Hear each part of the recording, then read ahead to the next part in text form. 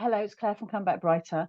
I'm going to ask the question today is, I mean, this is a big topic to cover.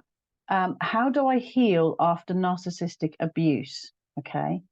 And this is a biggie because it's a complicated process. And I've heard people describe this before as like the healing process is like layers of an onion. Once you've kind of removed one layer, it reveals another layer that needs to be healed, and then it goes on and on. So it's an ongoing process.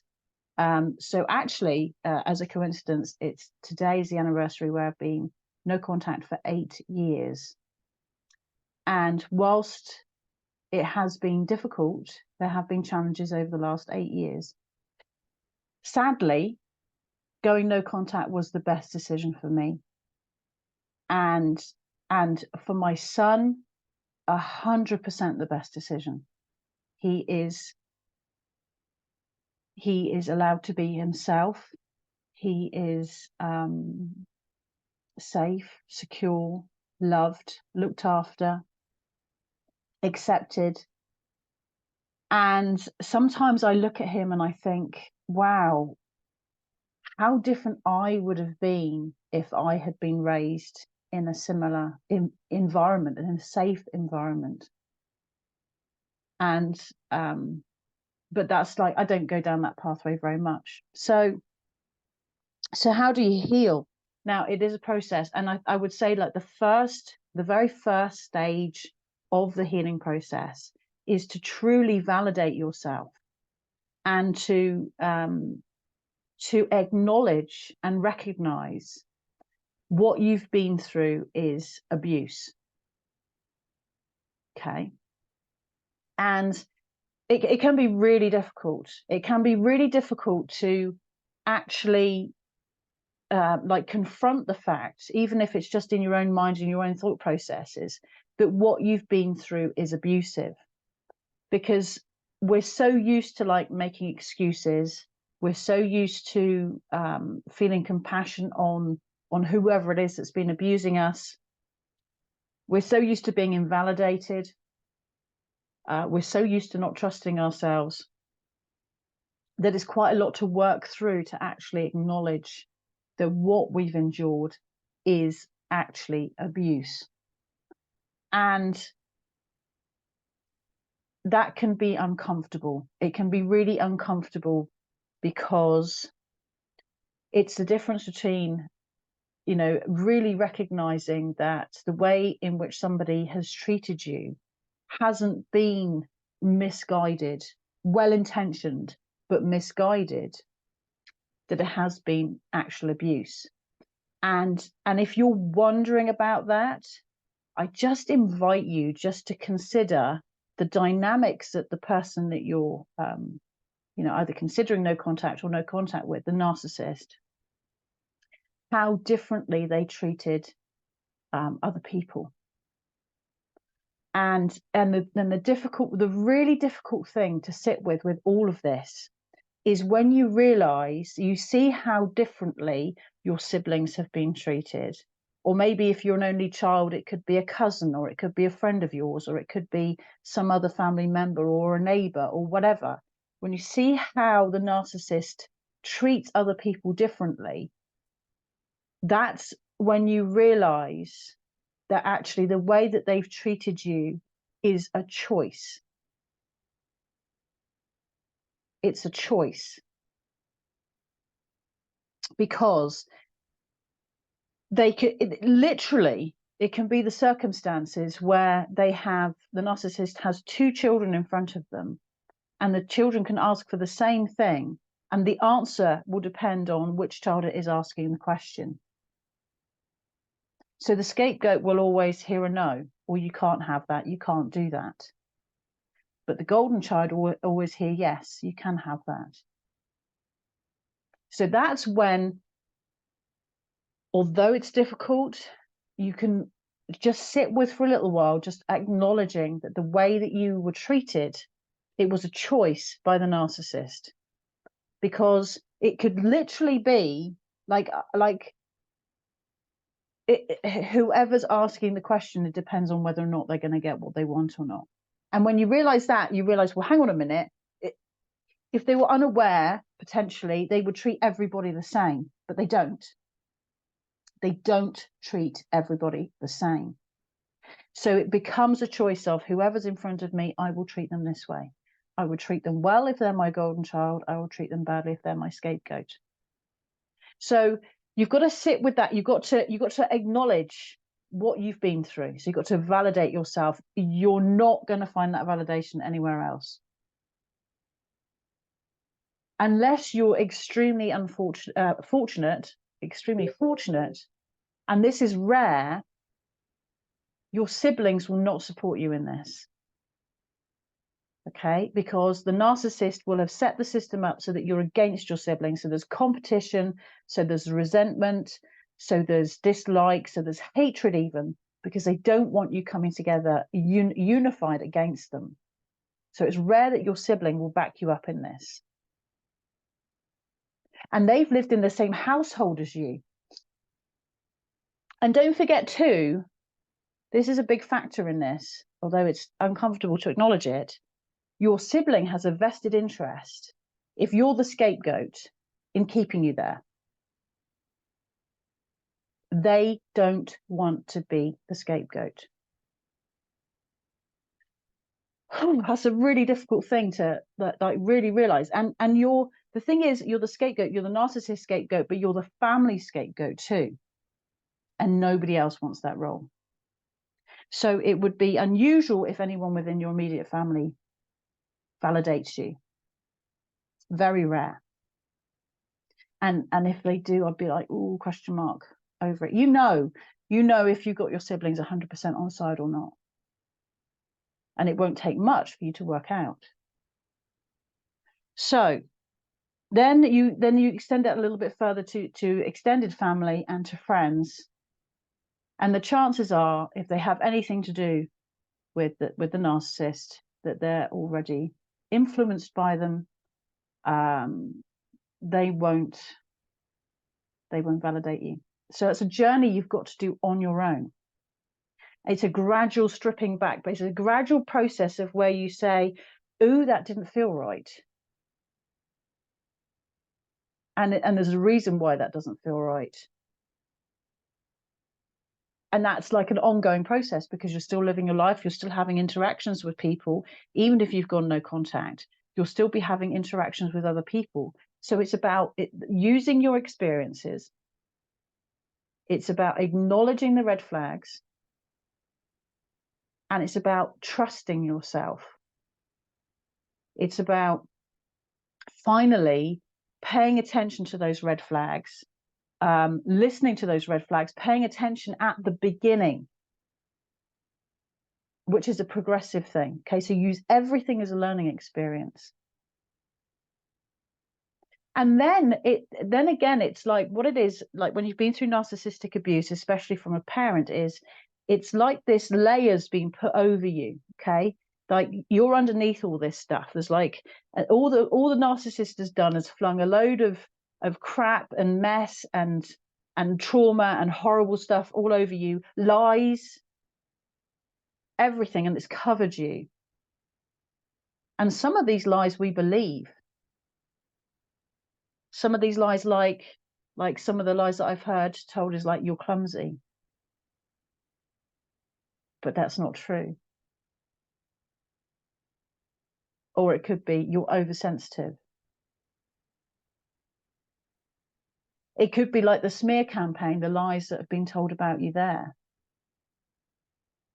And what we've got to do is we've got to work through those lies. We've got to work through all that mess that's been put on top of us before we can really realize who we are. So it's a combination of all that mess and all the lies, but it's also the ways in which we're individual. So our likes and dislikes, our strengths and our weaknesses. Okay, we all have them. We all have these things. But what happens when you've got a narcissistic parent is anything that you enjoy, anything that brings you any sort of pleasure, satisfaction, anything you're good at, will be destroyed. And it will usually be destroyed in somehow that it's your fault. Somehow it will be your fault. So for example, it could be like the excuses given, we can't afford it. And that could be the simple excuse, oh, I don't know, do you want to eat, or do you want to go and do this thing? And not only that, it's like like the things we celebrate too, the points in our life in which we're proud of ourselves, we feel like we've achieved something, we've worked hard towards something. Those times will be the times when we'll be torn back down. So it's about rediscovering yourself. It's what I actually suggest to people is to go through and to think about their interests that they had when they were a child, and the things that they enjoyed doing but were discouraged from, the things that they were told that they couldn't afford to do anymore, or the things that they ruined themselves. And I say that in air quotes because you don't ruin anything that you enjoy, but there'll be a reason why it'd be your fault somehow.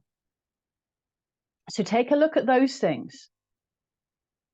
Actively consider and think about the things that you've been denied for whatever reason. It doesn't matter what the reason was why you were denied it. But if you're an adult and you're independent and you have the resources available to you, then there's nothing stopping you doing that again, if you want to. If you feel that you were denied, if you feel sad that you had to stop doing that thing. So it's about finding the things that bring you joy. It's about uncovering and unpicking the lies that have been told about you.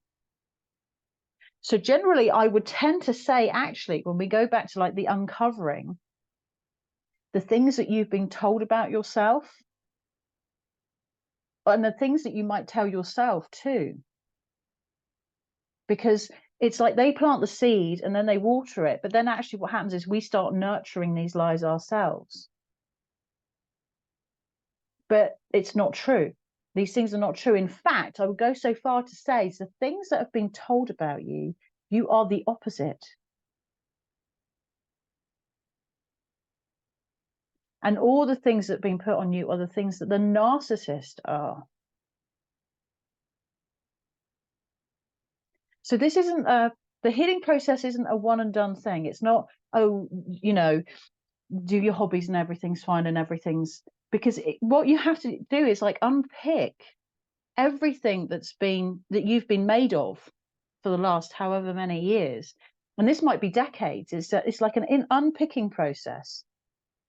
It's not going to be like one easy answer to this process, because it's also about experience, like everyday experiencing, seeing how you react in certain circumstances that also tells you the kind of person that you are. So something that I'm working through at the moment is that what I'm really realizing is I have this ability, which I don't enjoy and I don't relish, and it, quite frankly, it's exhausting. It's like I can see people, and I don't quite know how to. It's a bit like I'm a light shining, and people don't like to be in that light because it can reveal the darknesses that they've been up to. So in some ways, I feel like God's given me this gift, but it doesn't feel like much of a gift, because it's like I feel like it's my role to tell the truth, or to make people aware of what's happening. And at the moment, I'm going through like several different scenarios in completely different contexts with different people, where I have a choice of where I tell the truth, which might have consequences for other people, but I have to do the right thing, the thing that I feel that is right. And that's a really hard place to be, and uncomfortable, and I'm like asking myself, why am I doing this? Am I doing this for the right reasons? Am I doing this because I'm motivated of some selfish reason? Or really what it's boiled down to for me is I'm making the choice between like good and bad. And if I don't speak out, I'm supporting bad. And if I do speak out, hopefully I'm supporting good. but they may well backfire on me, but I have to do that. So there's something about the scapegoat that's like the truth teller that really values integrity, that really values honesty, and really values just, you know, I'm a straight talker. And I don't mean that. A lot of people say that I'm a straight talker, and what they really mean is that they can be quite blunt and quite harsh and quite hurtful to people. But there's no duplicity with me. I abhor duplicity. I detest it, because I've lived with it for my whole life. And I personally have dealt with the consequences of the duplicity of certain people in my family and my life that have been devastating, utterly devastating to me. And that's a value that I hold very greatly now, is integrity and honesty. And I can't abide it when I see it in other people. So part of me feels like I'm on this crusade, but it's exhausting. It doesn't feel good. You know, so I have to pray through it and work out that, is this the right thing, God? Is this what you want me to do? Because it's really hard. So even now, like 8 years on of no contact, I'm still working through, who am I? And I think that's what everybody does. I think that maybe some people spend their whole lifetime doing it. You know, what am I here for? What is my purpose? What, you know, it's all those like big life questions, okay? And it's tied up with, you know, when it's been like concealed and hidden by like having a narcissistic parent, when it's been squashed, when it's been, just they've done everything they can to destroy it, it's really hard to come through that. But I'll be willing to bet you that at points in your childhood you asked questions, you wondered why you were treated differently. You maybe asked your other parent, why am I being treated in this way? You maybe you know, maybe were the one that like friends came to if they were having problems with other friends and confided in you and all this stuff. And that's what we're here for. We're here to support people. We're here to help people. So it's an ongoing process.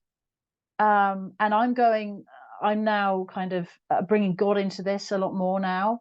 That's something that I'm exploring. And it's making me feel good and making me feel, it's challenging at times for sure, but I feel like I'm growing, and I'm growing quickly, maybe quicker than I can, like, is comfortable for me, but that it feels good to be growing in this way.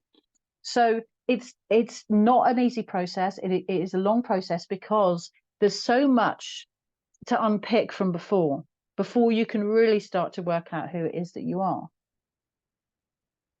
if that makes sense. So there's a lot to heal from, which involves acknowledging the abuse, which also involves going through the grieving process. So, you know, just like somebody's died, the grieving process is actually truly what you're grieving is the relationship.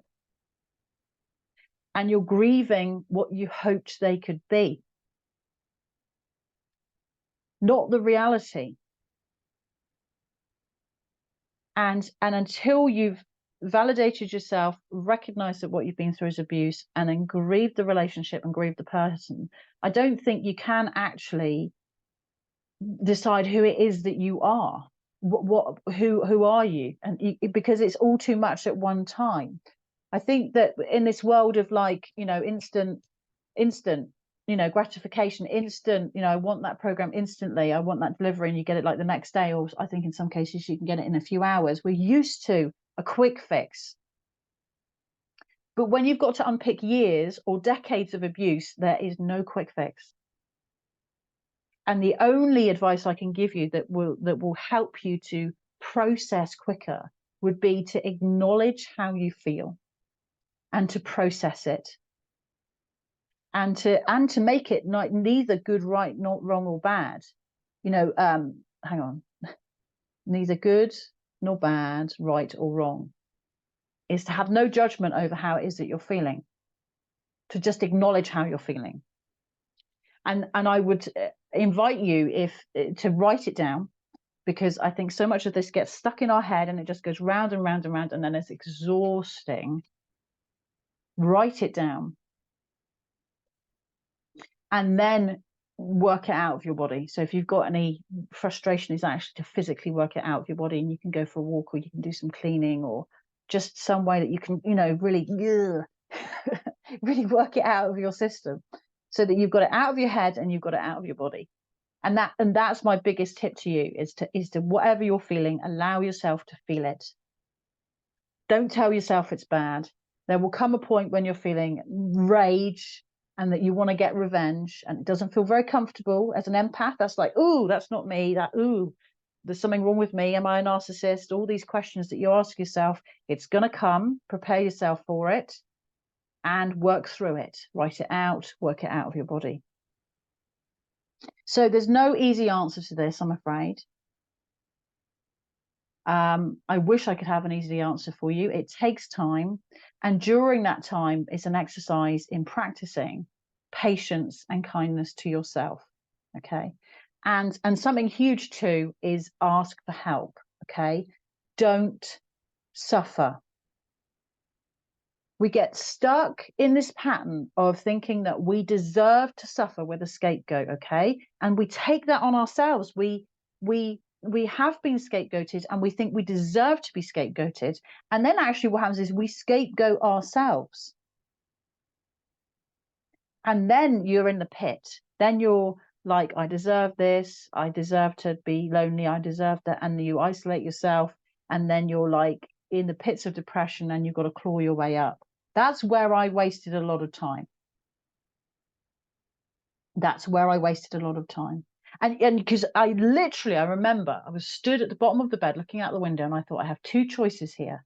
Something had triggered me, and I had two choices. I either went to bed and just slept for like the next week and didn't get out of bed and just like vegetated and not constructive, not resting, just kind of press pause on life, or I carried on. And I remember that was like earth-shattering for me, because I was like, I don't have to go to bed. I don't have to give in to this.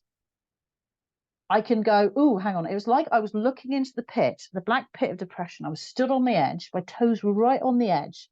And I was stood looking down, and I knew what was down the bottom. And I knew it was going to be months. I was going to be down in that black hole of depression for months. And I knew how hard it was to be down there. And I knew how hard it was to claw my way out. And I didn't want either. So I really literally at that point decided, I'm going to go and do something else. I can't remember what I did, but I just went, I don't want to do that. I'm not going to go down there. I'm going to go and do something else. And that was like earth-shattering for me. I had a choice. So there's no easy answer, I'm afraid. Like I've said, just be patient with yourself, work through it. If you're struggling, if you're suffering in any way, please reach out to me. Either comment here or email me, Clare, CLARE, comebackbrighter@gmail.com. Bye.